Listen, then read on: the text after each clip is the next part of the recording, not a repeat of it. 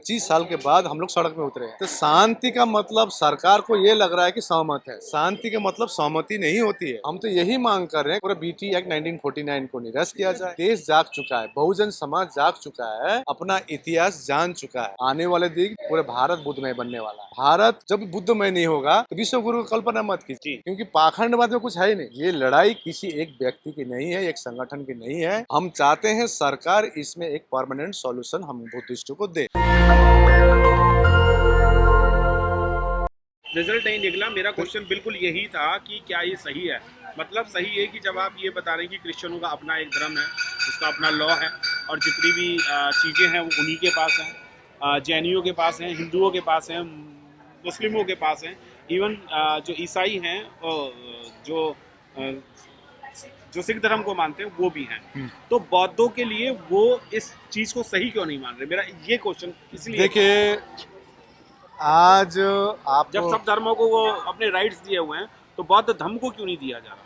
देखिए, बौद्ध कभी भी अपनी आवाज़ आप अब देखिए 25 साल के गैप था। भंते सुरेश देसाई ने जब आंदोलन किया, जी। उस 25 साल के बाद हम लोग सड़क में उतरे हैं, जी। लेकिन शांति प्रकार से। हम शांति में विश्वास करते हैं। तो शांति का मतलब सरकार को ये लग रहा है कि सहमत है। शांति का मतलब सहमति नहीं होती है। हम तो यही मांग कर रहे हैं पूरा बीटी एक्ट 1949 को निरस्त किया जाए। आप यदि उदाहरण दे रहे हैं कि विष्णु का अवतार है, आप मान रहे हैं, हम तो नहीं मानते। हमारे कहीं त्रिपिटक में कहीं लिखा भी नहीं है। और यदि विष्णु का अवतार मानते भी है तो एक भी विष्णु का मंदिर दिखा दीजिए, भगवान बुद्ध का मूर्ति हो वहां पर हो। एक भी भिक्षु दिखा दीजिए कमेटी में हो। आज देखिए, देश जाग चुका है, बहुजन समाज जाग चुका है, अपना इतिहास जान चुका है।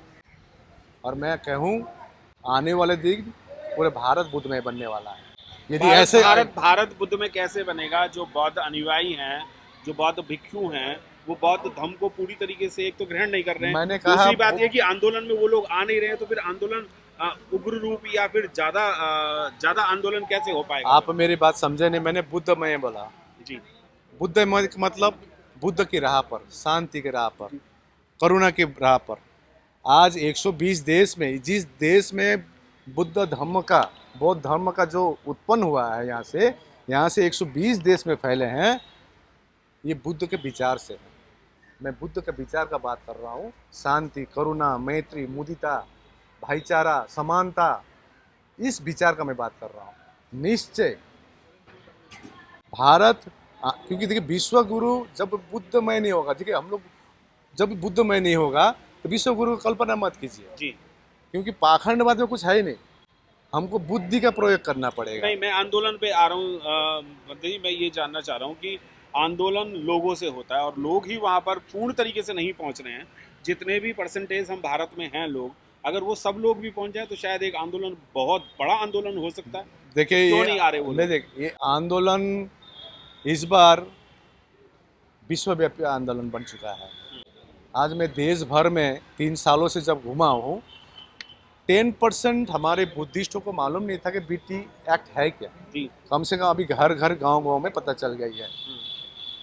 दूसरी बात, आपका जो प्रश्न है कि क्यों नहीं आ रहे हैं, देखिए, बात दरअसल ये है कि हमारे समाज जाति में बटा हुआ है।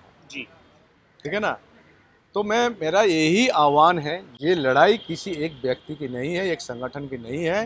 ये हमारी बौद्धों को, विरासत को बचाने की लड़ाई है। हम चाहते हैं सरकार इसमें एक परमानेंट सॉल्यूशन हम बुद्धिस्टों को दे, सो दैट आने वाले जनरेशन 10 साल 15 साल बाद फिर एक नया आंदोलन जन्मेगा।